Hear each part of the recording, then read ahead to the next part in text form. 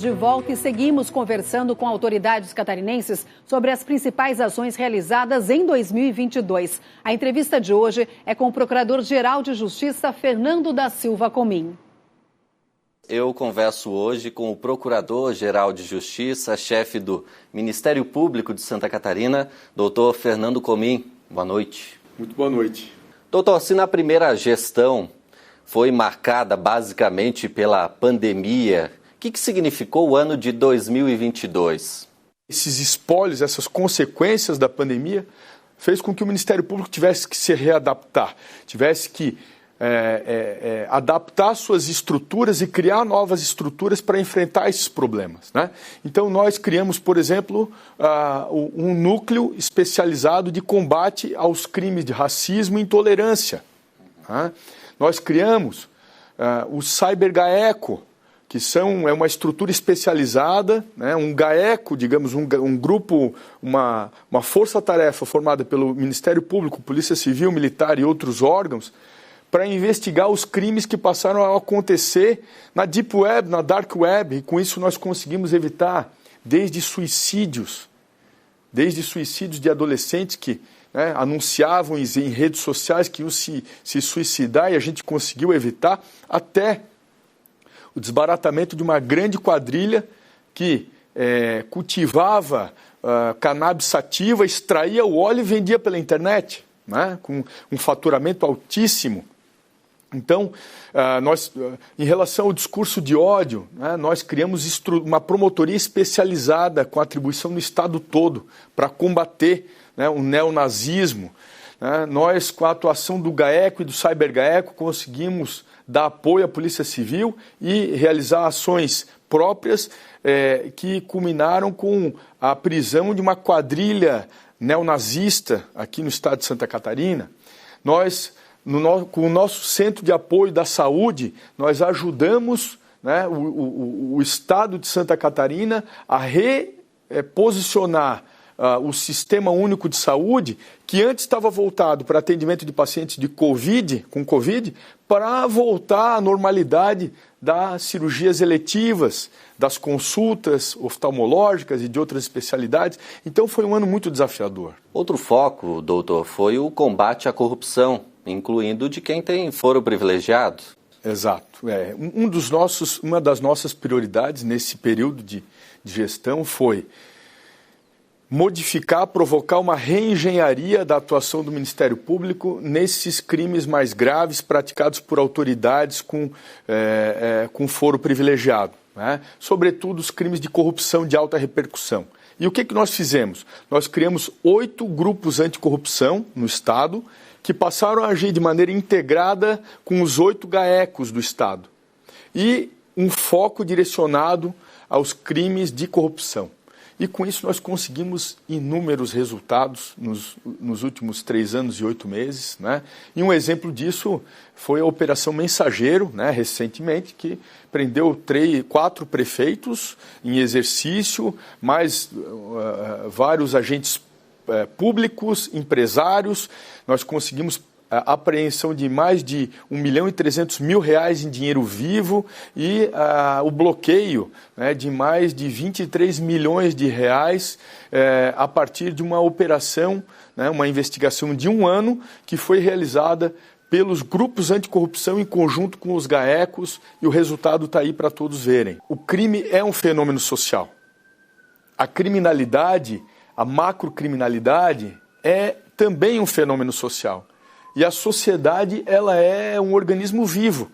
E se o Ministério Público não acompanhar essas transformações da sociedade, e o Ministério Público, eu digo, mas as estruturas de Estado, o sistema de justiça, né, nós ficamos para trás nessa briga. O Ministério Público também teve um papel intenso na indução de políticas públicas. Nesse contexto, entra o ICMS da educação. O Estado do Ceará, né, há alguns anos atrás, iniciou, né, um grande movimento de valorização da educação, a partir de iniciativas como essa, que é o ICMS educacional, ou seja, é a repartição da arrecadação do ICMS, a parte que vai para os municípios, né, de acordo com indicadores de rendimento na educação. Qual foi a consequência disso? A consequência é que o Ceará se transformou no líder em qualidade educacional no nosso país. Hoje, Santa Catarina dá um passo importantíssimo para assumir o ranking da educação no nosso país, que é a aprovação pela Assembleia Legislativa do projeto que se chamou de ICMS educacional. E isso é um divisor de águas, né? E essa foi uma solução construída com a participação do Ministério Público, mas também a participação importante do Tribunal de Contas, da Associação Catarinense dos Municípios e, sobretudo, do Parlamento. Tivemos alguns temas também com repercussão nacional, como o creche para todas as crianças. Uma grande conquista, né? Esse caso é um caso emblemático, né? Foi um promotor de justiça ajuizou uma ação lá na comarca de Criciúma para conseguir vaga para uma criança. Esse caso foi subindo pelas instâncias recursais e o Ministério Público de Santa Catarina conseguiu fazer com que o Supremo Tribunal Federal reconhecesse a repercussão geral desse caso, né, e que o precedente que foi estabelecido ali tivesse aplicação para todo o país. E o que se estabeleceu nesse caso, que é um caso que a gente tem que se orgulhar da atuação do Ministério Público de Santa Catarina? Estabeleceu o seguinte, que toda criança de 0 a 6 anos de idade tem direito, como um direito subjetivo, a uma vaga em creche. E não pode o município alegar que não tem orçamento, que não tem estrutura, que não tem professor, porque é um direito consagrado como primordial pela Constituição. E esse caso emblemático, digamos assim, né, foi decorrente de uma atuação aguerrida do Ministério Público de Santa Catarina que ultrapassa, né, cujos benefícios ultrapassam o cidadão catarinense e encontram na sociedade brasileira, sobretudo nos menos abastados e mais necessitados, né, a razão de ser. E quanto ao futuro, doutor, depois de entregar o cargo de chefe do Ministério Público? O saldo é muito positivo, né? Eu avalio como muito positivo. Eu enxergo que ao longo da nossa gestão nós conseguimos fazer uma aproximação do Ministério Público com os demais órgãos, com os demais poderes, uma aproximação com a imprensa. Nós conseguimos nos aproximar ainda mais da sociedade. Entender, mesmo num período de pandemia em que as pessoas ficaram trancadas em casa, nós adaptamos o nosso site e criamos, por exemplo, um robô de atendimento virtual que se chama Catarina, né? Para facilitar a vida das pessoas. Nós fizemos audiências por videoconferência, atendimentos por telefone, WhatsApp, né? Então o Ministério Público se modernizou, né, para poder estar mais perto da sociedade, entender melhor onde é que o calo está apertando. Nós teremos eleições aqui no Ministério Público no dia 3 de março e esperamos, do fundo do nosso coração, que o governador Jorginho Melo, como um grande estadista, um democrata que a sua trajetória política demonstra isso, possa nomear o candidato mais votado.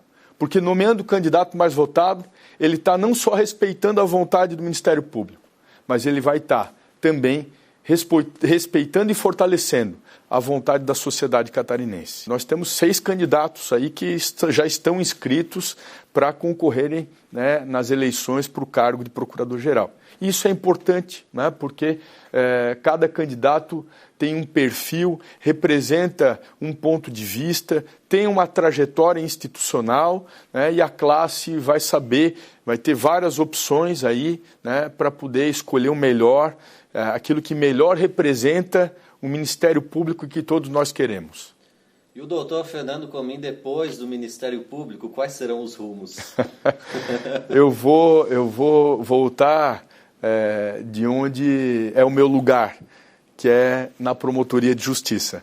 Eu sou promotor de Justiça da 2ª Promotoria de Justiça de Balneário Camboriú, né, com atribuição criminal, e estarei lá a partir do dia 11 de abril, né, cumprindo o meu dever né, voltando a fazer atividade inerente ao cargo de promotor de justiça, tentando contribuir, né, daquele ponto de vista, né, com a formação de uma sociedade cada vez mais justa, mais fraterna, mais igualitária, da qual todos nós temos responsabilidade, né?